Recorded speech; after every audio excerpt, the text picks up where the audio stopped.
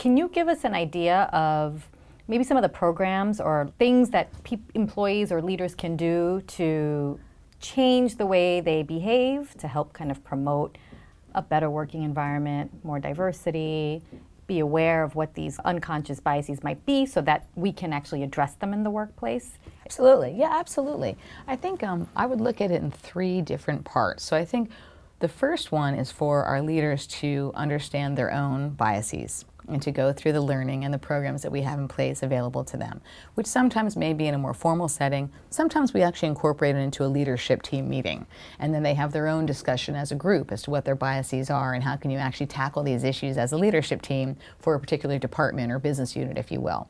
So I think it starts there in terms of that initial awareness. I think the second piece then is raising awareness with middle management and across the organization that biases do exist. And I'm a big believer in just hammering the message over and over again and just having people hear it again and again so they can really intellectualize it, because people don't necessarily think about biases, again, getting back to the unconscious part, but to continue to raise that awareness and to roll the programs out more broadly. And then I think it gets down to accountability. And this is something that we're very much focused on now. So we're 5 years into our diversity journey, 3 years into the broader journey, as I mentioned, around corporate responsibility and sustainability. And what we're finding is that now we've put in place the formal programs. We've put in place the formal policies. We have things within our performance management system, as I mentioned earlier, around slates and interview panels that track all aspects of diversity and sustainability to a certain extent. Where I think we are now, and most organizations are moving to, is more about individual accountability.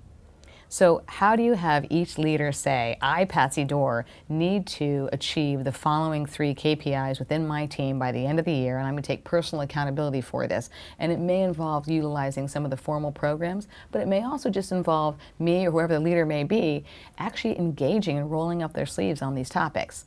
So that's really where the industry's headed now. So put all those basics in place, get the programs in place, get the awareness, get the buy-in, but then you got to hold the people accountable. And that's really critical to the success of the whole effort.